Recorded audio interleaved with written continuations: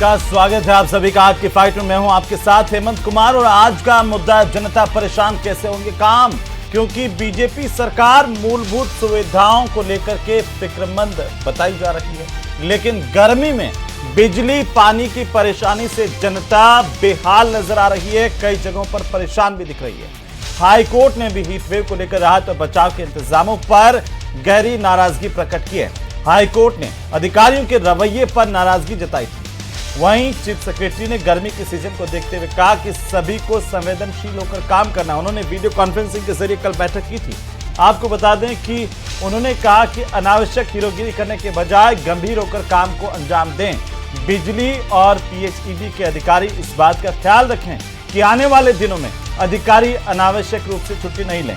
इधर गुरुवार को जिला कलेक्टर स्तर पर जन सुनवाई के दौरान मुख्य सचिव सुधांशु पंत वीडियो कॉन्फ्रेंसिंग से जुड़े और सभी जिलों का फीडबैक भी लिया। इस दौरान उन्होंने सीनियर ऑफिसर्स की कार्यशैली पर चिंता प्रकट की। सीएस ने गांव में रात्रि चौपाल और रात्रि विश्राम के आदेशों का जिक्र करते हुए कहा कि रात 11 बजे तक रुकें और लौट आएं। तो ये कैसा रात्रि विश्राम हुआ? उन्होंने कहा कि रात भर रुकना है और आज इसी पर चर्चा करेंगे, सवाल पूछेंगे कि जनता परेशान है तो काम कैसे होंगे। पहले छोटी सी रिपोर्ट देखिए।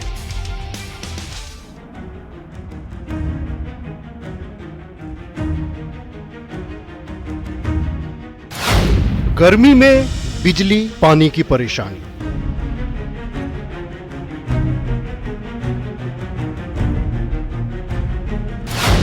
भटकती जनता कौन करे चिंता।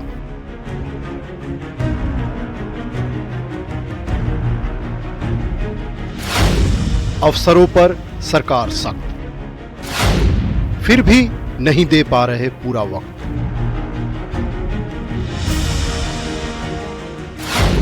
रात्रि चौपाल का कितना फायदा।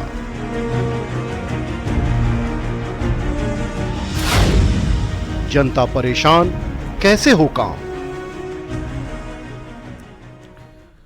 तो परेशान जनता कौन चिंता करेगा, यह सबसे बड़ा सवाल। और सवाल इस बात को लेकर के भी कि अफसरशाही तो मस्त है लेकिन जनता पस्त है, क्योंकि बाहर टेम्परेचर जो है वो है 45 के पार और अधिकारियों के दफ्तरों का टेम्परेचर जो है वो 19-20 होता है।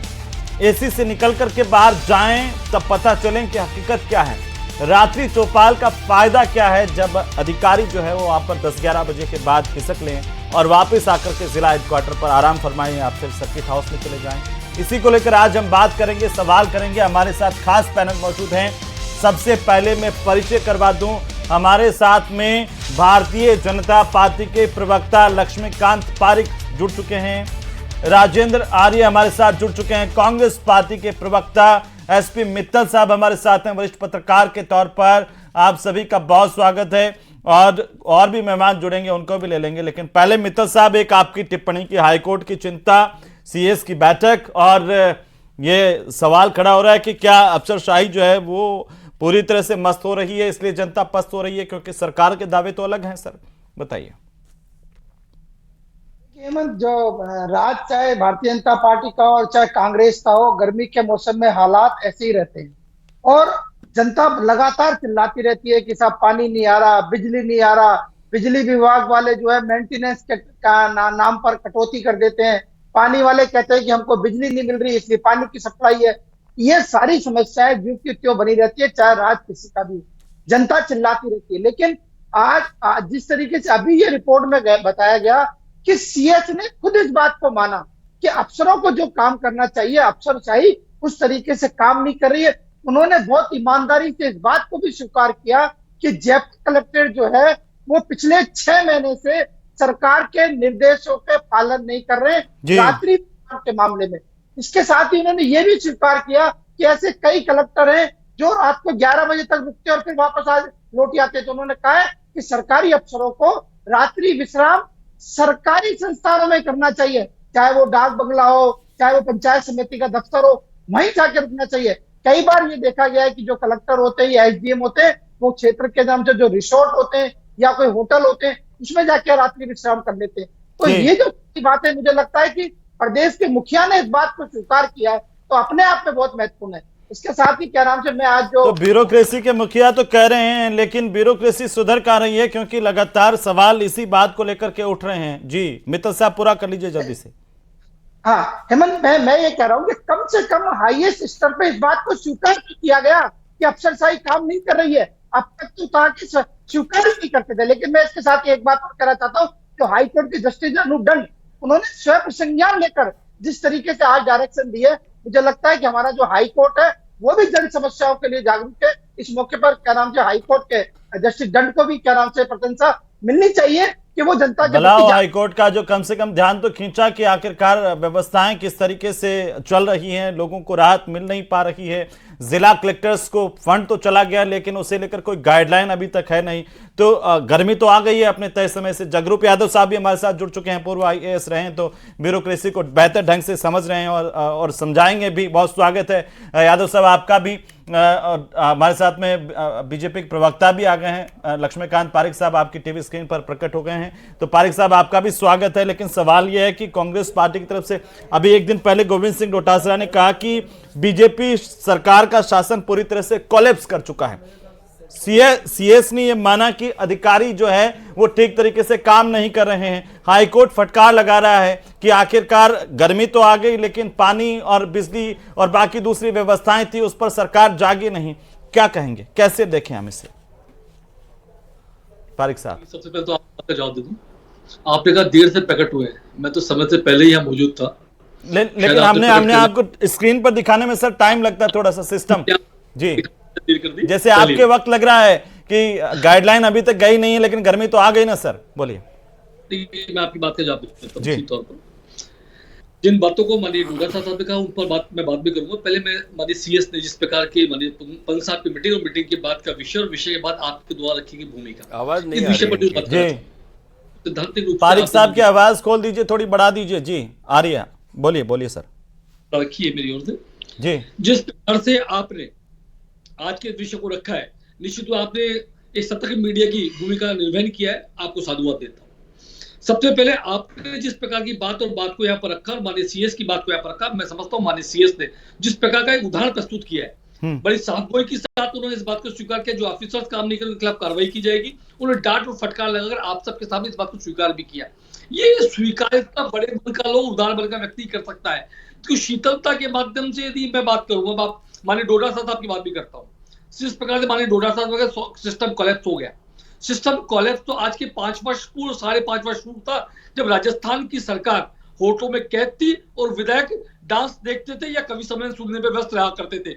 और माननीय गहलोत साहब जो उस समय तात्कालिक मुख्यमंत्री थे, वे अपने ही मुख्यमंत्री गाली निकाला करते, निकम्मा और नकारा कहा करते थे। शायद सिस्टम कोलैप्स तब तक डोटासरा साहब, आज तो सिस्टम बखूबी अपना काम कर रहा है। जब स्वयं मुख्यमंत्री PhD के विभाग के अधिकारी मीटिंग लेते हैं और सबकी छुट्टियां रद्द करते हैं, साथ ही साथ ये ताकीद करते हैं कि पानी की समस्याओं का किसी प्रकार की समस्या राजस्थान में आनी नहीं चाहिए। 15 मई की डेडलाइन देते हैं कि 15 मई तक सारे के सारे ट्यूबवेल खुद जाने चाहिए और उन पर कार्रवाई हो जानी चाहिए। हमारे कांग्रेस की तरह नहीं है डोटासरा साहब जो जल जीवन मिशन के माध्यम से लाख रुपए घोटाला कर देते हैं, करोड़ रुपए खा जाते हैं और टंकी कहीं लगाते हैं, पाइप कहीं लगाते हैं। ये काम करने का काम पाप किसने किया है? तो कांग्रेस ने किया है। आज राजस्थान की जनता पानी के लिए त्रस्त है भी, तो इसके लिए कोई जिम्मेदार है तो महेश जोशी, उनकी टीम, उनकी गैंग जिम्मेदार है तौर पर। और जिसके महेश जोशी, जिसको संरक्षणता माननीय गहलोत जी का, उस गैंग पर कार्रवाई कर देते। मैं बड़ा प्रदेश की जनता आपकी आभारी हो जाती सर। 1.5 साल में अगर ऐसी गैंग को आप आइडेंटिफाई तो कर ही चुके थे, उनको कार्रवाई कर देते, अच्छा रहता। अब एक थोड़ा सा मेरा सवाल ये है पारिक साहब, थोड़ा सा एक बार मैं चाहता हूं कि आप सुन ले। जनता जल योजना वाले कल प्रदेश भर से इकट्ठा हुए धरने पर कि आपने उनको वादा तो किया था हम पानी कैसे पहुंचाएं, हाल बेहाल है, और जो है उनका कुछ हुआ नहीं। इधर जो अंग्रेजी माध्यम स्कूल हैं वो वाले परेशान हैं कि भाई साहब वैकेंसी निकली, सब कुछ हुआ, लेकिन नियुक्ति को लेकर अता पता नहीं है। स्कूलों का नया सेशन शुरू होने जा रहा है। अगर आप कोई सा भी डिपार्टमेंट उठा करके देख लें सर, अभी हम खबर दिखा रहे थे ब्लास्टिंग माफिया, अवैध खनन वाले, वो इतने बेखौफ हैं कि दिन दहाड़े अब आजकल ब्लास्टिंग करने लगे हैं। और एक डिपार्टमेंट का कर्मचारी PWD का वो घायल हो गया, पत्थर लगा। कई लोगों के घरों के अंदर वो, तो सुनवाई करने वाला क्या कोई नहीं है? सीएस साहब कह रहे हैं, खुद कह रहे हैं जिला कलेक्टर को जिम्मेदारी है, बजट आवंटन है पानी को बिजली को लेकर के, लेकिन उसका निर्धारण हो जाए। सर पारिक साहब बोलिए। हमारे समय 16 बजे ग्राफ गिर गया, इस बात को जहां तक जिस बात साबित करता है कि कांग्रेस समय ग्राफ हमसे अधिक खराब था, स्थिति थी। मैंने ये नहीं कहा कहीं भी कि आज क्राइम खत्म हो गया, बिल्कुल ही क्राइम नाम की चीज ही नहीं है, लेकिन उसके अंदर गिरावट आई है, ये बात साबित करता हूं मैं पहली बात कहता हूं। और ये अफसरशाही वाली बात तो आपके विधायक खुद कहते हैं सर। अभी आपने सुना होगा जयपुर में भी प्रदर्शन करने आपके विधायक पहुंचे थे, और ज्यादा मित्तल साहब बता पाएंगे पत्रकार के तौर पर नजर रखते हैं, उनको छोड़ने वाले भी नहीं है। वो ठीक बात है पारिक साहब, लेकिन अफसरों पर लगाम वाली बात जो है वो बाहर विपक्ष वाले ही नहीं कह रहे हैं, आपके अपने भी सवाल उठा रहे हैं। क्योंकि अभी 1-2 दिन पहले ही विधायक जो है जयपुर में प्रदर्शन कर रहे थे, अपनी सरकार के खिलाफ कह रहे थे कि ये अधिकारी जो हैं वो जनता की व्यापारियों के मकान तोड़ रहे हैं और इनको हम तोड़ने नहीं देंगे। तो ऐसे अधिकारियों पर भी तो अब ब्यूरोक्रेसी क्या आउट ऑफ कंट्रोल है, ये सवाल। उस विषय पर जांच हो रही है जिस विषय को लेकर के आप सवाल उठा रहे हैं, मैं भी नहीं लूंगा। नहीं, मैंने बहुत सारे विषय बताए हैं, वो जो अलग अलग क्षेत्रों से आ रही है खबरें। अधिकारियों कहां पर गलती है और किस आदेश के कारण आर्य साहब कहां पर हुई है, त्रुटि है भी अथवा नहीं है, इस बात की जांच सरकार कर रही है। ठीक आप है, चिंता नहीं करें, दूध का दूध पानी का पानी होगा। ठीक है, लेकिन प्रशासन भी इतना ही ये इस बात को हमारे विधायक सजगता के साथ अपना काम करें, उत्तेजना के साथ अगर काम करेगा तो मुझे लगता है कि हालात वाकई सुधर पाएंगे। राजेंद्र आर्य साहब वो कह रहे हैं कि अभी सिस्टम कोलैप्स नहीं हुआ है, ये तो 5 साल पहले ही हो गया था, अब वो सुधार नहीं पाएगा, अलग बात है। ठीक है, और भाजपा कार्यकर्ताओं में ही है। ठीक है, पारिक साहब यदि अपनी सरकार के समय में काम कर रहा है तो भारतीय जनता पार्टी कार्यकर्ता कर रहा है, उसे साधुवाद देता हूं मैं आपके माध्यम से। ठीक है सर, आपने कम से कम माना तो सही, नहीं तो आज के दौर में सवाल उठाने वालों कह देते हैं कि ये इसका विरोधी है क्या। मेरे को तो खास तौर पर गालियां पड़ती है।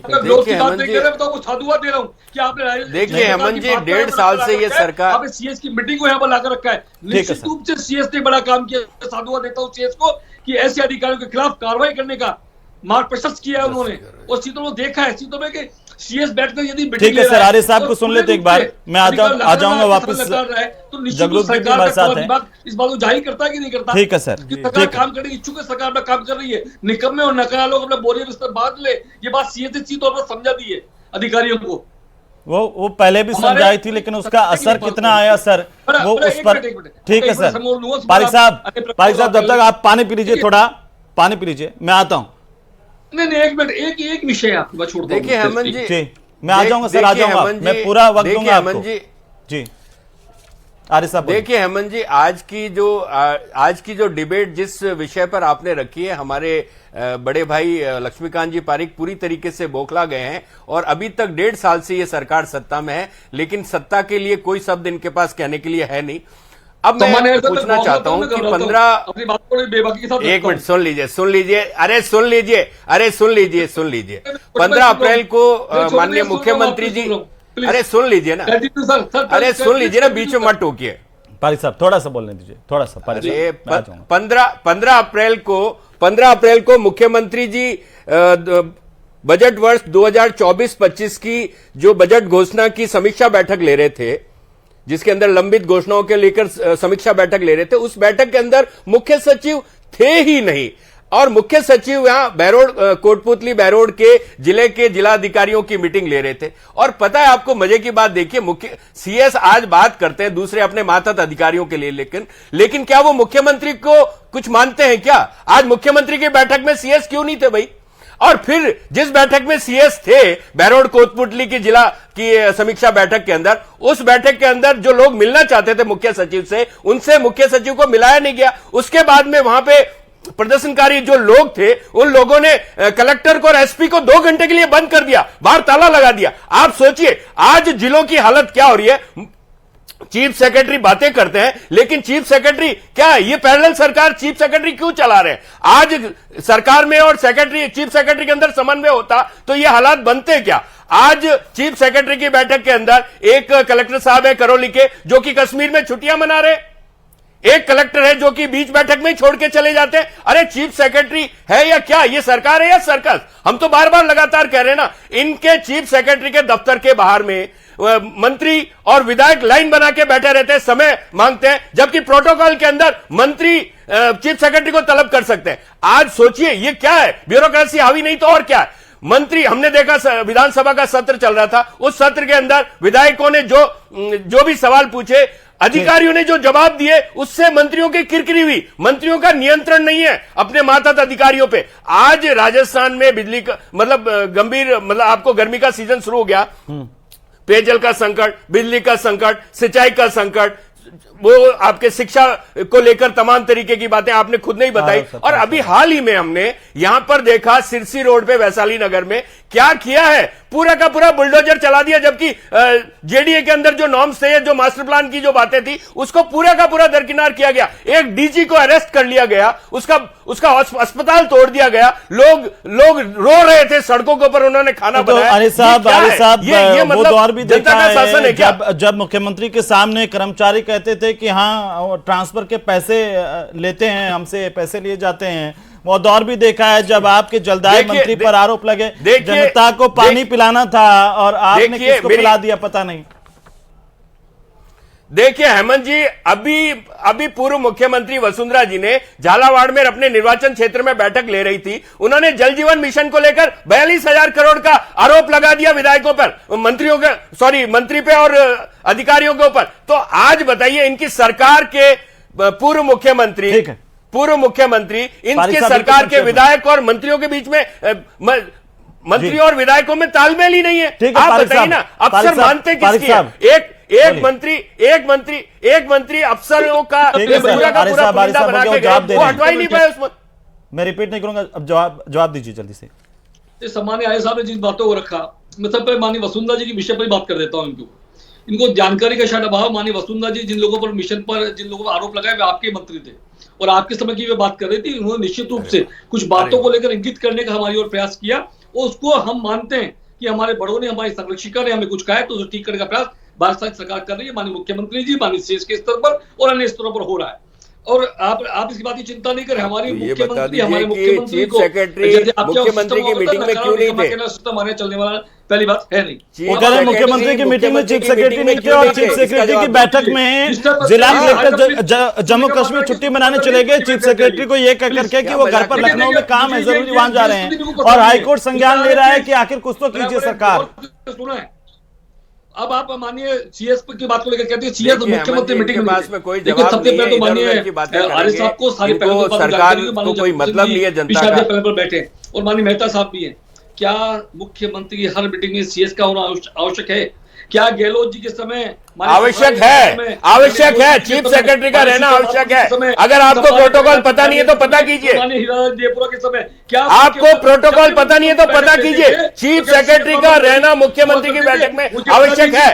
सीएस का अपना काम है, सीएस अपना काम कर रहे थे, सीएस अपने कलेक्टर की मीटिंग अलग जगह पर ले रहे थे, माननीय मुख्यमंत्री अपना काम करते। अरे कोटपुतली बैरोड कोई दूर नहीं है। मुख्यमंत्री की बैठक दोपहर के बाद में थी, 3 बजे बैठक थी और अपना काम पर ध्यान 3 बजे बैठक थी, वहां से 1-2 बजे निकल गए। कोटपुतली कोई दूर थोड़ी है। कमाल करते हो लक्ष्मीकांत जी, आपको कुछ पता नहीं है, फालतू की बात करने बैठ जाते हो। आपको पता है क्या कोटपुतली यहाँ से कितना दूर है? जनता को पानी मिले, ब्यूरोक्रेसी पे नियंत्रण नहीं है आपका। पानी ये सरकार कैसे जनता योजना वाले तो लगातार प्रदर्शन कर रहे हैं, वो कह रहे हैं कि हमारे प्रसाई करने की लॉलीपॉप दी थी, आज तक हमारी सैलरी नहीं बढ़ी है, कहां जाएं? पानी कैसे मिलेगा? स्कूलों में पढ़ाई कैसे होगी जब वहां पर टीचर्स नहीं है? अंग्रेजी माध्यम स्कूलों वाले इंतजार कर रहे हैं कि आप नियुक्ति दे दें। अवार्ड के अंदर कैसे होगा सर? अफसर और मंत्री मौज कर रहे थे, 100 करोड़ का घोटाला कर दिया आईफा अवार्ड के अंदर। जी, 2 बातें हैं बहुत महत्वपूर्ण है। मंत्री का 100 करोड़ रुपया खर्च कर दिया आईफा अवार्ड है कि ब्यूरोक्रेसी जो है वो उसमें और तालमेल नहीं है सरकार में। कांग्रेस कह रही है कि सिस्टम कोलैप्स कर गया है और इसलिए इस तरह की स्थिति है कि हाईकोर्ट तक को कोई संज्ञान लेना पड़ रहा है। कैसे आप इसे देख रहे हैं, आप हमें बताइए।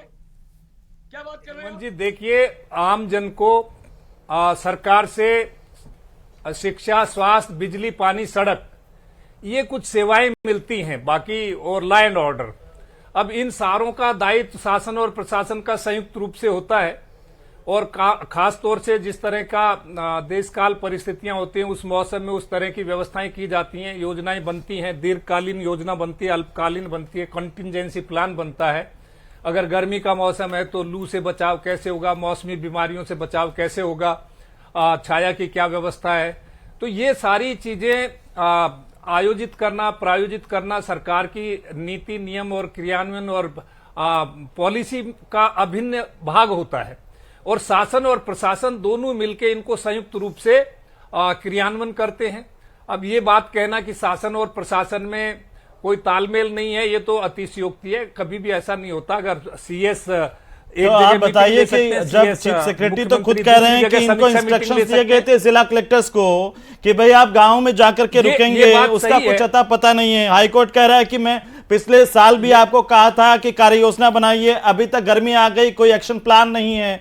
ना जिला कलेक्टर ने, किसी एक जिला कलेक्टर ने कोई गाइडलाइन जारी करके सरपंचों को इनको बोला है, ना डीएलबी ने नगर निकायों को बोला है। होगा क्या सर, क्यों ऐसी स्थिति है? बिल्कुल सही कह रहे हो आप। ये जो आवश्यक व्यवस्थाएं करने की, खासतौर से सेवा प्रदाता जो विभाग है, जिनको आवश्यक सेवाओं का आयोजन तात्कालिक जो परिस्थितियां होती है उनके अनुरूप करना चाहिए, उसमें कहीं ना कहीं कोताही नजर आ रही है। तो सीएस का ये रिमार्क और माननीय उच्च न्यायालय का ये रिमार्क अपने आप में महत्वपूर्ण है। और ये बात भी सही है कि सभी विभाग के विभागीय अधिकारी, चीफ सेक्रेटरी भी सारे विभागों की समन्वय मीटिंग, जिला कलेक्टरों की मीटिंग लेके ये बात कह रहे हैं, तो उनका ऑब्जर्वेशन मायने रखता है। चीफ सेक्रेटरी जब से नई सरकार का गठन हुआ प्रोएक्टिव है, वो समय समय पे विभागों में जाते भी हैं, लेकिन कार्रवाई जैसी प्रभावी होनी चाहिए वैसी हुई नहीं हुई। अगर हुई होती तो ये गंभीरता आती और ये दायित्व बोध, जैसे 3 तरह का दायित्व होता है। एक तो स्ट्रिक्ट लाइबिलिटी होती है, एक सुपरवाइजरी नेग्लिजेंस होती है, एक वाइकेरियस लाइबिलिटी होती है। तो इन उत्तरदायित्व के नियमों का स्ट्रिक्ट पालन करना, सुपरवाइजरी नेग्लिजेंस भी है और जो दायित्व निभाने वाला मामला है वो भी दोनों है क्या जगरूप जी? कहीं ना कहीं ये चूक है, तभी इस तरह के ऑब्जर्वेशन शासन का जो तीसरा अंग है न्यायपालिका, वहां से भी ऑब्जर्वेशन बताइए आप। और बताइए पारिक साहब। सम्मानित जगरूप सिंह जी राजस्थान के अंदर बड़े आईएएस अधिकारियों में से रहे। एक डिपार्टमेंट का नहीं है सर पारिक साहब, हर डिपार्टमेंट का यह हाल कहा जा रहा है। अरे एक मिनट सुन तो लीजिए। सम्मानित जगरूप सिंह जी इस प्रकार का वक्तव्य अपने बयान में दिया। मैं समझता हूँ कि काफी सारी बातें उससे निकल के सामने आई है और उसी तौर पर कहा कि शासन और प्रशासन में किसी प्रकार का कोई विभेद नहीं है। लगातार दोनों एक रथ के रूप में काम कर रहे हैं, लगातार दोनों पहिए अपना काम कर रहे हैं। जिन बातों को इंगित करते हुए प्रश्न खड़ा किया, मैं समझता हूं कि चाहे यूडीएच डिपार्टमेंट दो, चाहे पानी का डिपार्टमेंट दो। सर पानी के डिपार्टमेंट का हाल यह है कि जालोर के भीनमाल से मेरे पास रिपोर्ट है 8 दिन में एक बार पानी आता है, टैंकर माफिया हावी है। सुन लीजिए, जैसलमेर के रामगढ़ समेत कई गांव ऐसे हैं जहां पर जो ढाणियों के लिए जेएलआर पाइपलाइन बनी हुई है वो सूख गई है, वहां पर भी लोग टैंकर मंगा रहे हैं। सुन तो ले जी। अलवर के यह हाल है, शोलालपुरा मोहल्ले में गंदे पानी पिछला 1 महीने से आ रहा है, लोग प्रदर्शन करें, कोई सुनने वाला नहीं है। प्रतापगढ़ में घाटोल के विधायक है नानालाल निनामा, उन्होंने अभी इसलिए बहुत स्ट्रिक्ट अधिकारियों को बोला है ये समस्याएं और गहरा सकती हैं गर्मी के मौसम में, इसलिए बहुत स्ट्रिक्ट मॉनिटरिंग की जरूरत है। अब आप हेमंत जी सुन ले, पूरी बात मैं बोल दूं। मैं तो सुन रहा हूं, जगरूप जी बोल रहे हैं कि स्ट्रिक्ट मॉनिटरिंग की जरूरत है। मुख्यमंत्री जी ने, माननीय सीएस ने, मुख्य सचिव महोदय ने जिस प्रकार बैठ के लेकर राजस्थान के अंदर पानी की समस्या का समाधान करने का लगातार प्रयास कर रहे हैं, मैं समझता हूं राजस्थान के पिछले 10 वर्षों के 5 वर्षों के इतिहास में सफलतम कार्य की ओर बढ़ रहे हैं। राजस्थान के मुख्यमंत्री के दिशा निर्देश है कि बिजली को सीधे दिशा निर्देश है, चाहे टैंकर के माध्यम से, चाहे समाधान हो गया। सुनिए ना पारिक साहब, घर पर पानी समाधान हो गया तो लोग क्यों परेशान है और हाईकोर्ट क्यों टिप्पणी कर रहा है? अपने मीटिंग के माध्यम से कर रहे हैं। अब आप ये कह दें, आपका कहना हो सकता है निश्चित रूप से आपको एक गिलास भरा हुआ दिखता है, मुझे खाली दिखता है आधा, ये आपका अपना अपना सोच हो सकता है। राजस्थान के मुख्यमंत्री और राजस्थान का सीएस जिस प्रकार से काम कर रहे हैं, मुझे लगता है कि राजस्थान की जनता इस बात को जानती है कि दोनों हमारे काम को लेकर लक्ष्मीकांत जी, सीएस और मुख्यमंत्री के प्रोएक्टिव होने से काम नहीं चलेगा। विभागीय सचिव, विभागीय मंत्री क्या कर रहे हैं? विभागीय निदेशक होते हैं, विभागीय कमिश्नर होते हैं, विभागीय सचिव हैं, अपर सचिव हैं, डिप्टी सेक्रेटरी हैं, वो सब क्या कर रहे हैं? जिला कलेक्टर हैं। आप ये सोचिए, मतलब माना कि मुख्यमंत्री संवेदनशील है, माना कि चीफ सेक्रेटरी प्रोएक्टिव है, लेकिन कहीं ना कहीं ये चीजें फील्ड में रोल आउट नहीं हो रही। आप ये देखिए कि विभागीय सचिव भी हैं, विभागीय अपर सचिव हैं, संयुक्त सचिव हैं, डिप्टी सेक्रेटरी हैं, विभागाध्यक्ष हैं, फिर कमिश्नर हैं, ये सब क्या कर रहे हैं? इनकी समीक्षा कौन कर रहा है? भाई ये सारी चीजें मुख्यमंत्री और अगर चीफ सेक्रेटरी को ही देखनी पड़ेगी तो फिर इनकी जरूरत क्या है? देखिए उन पे स्ट्रिक्ट एक्शन होना चाहिए।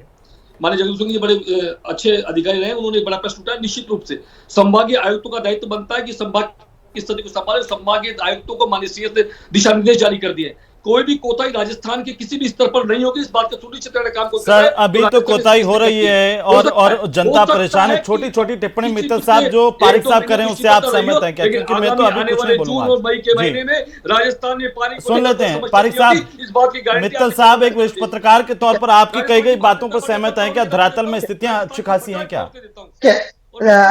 देखिए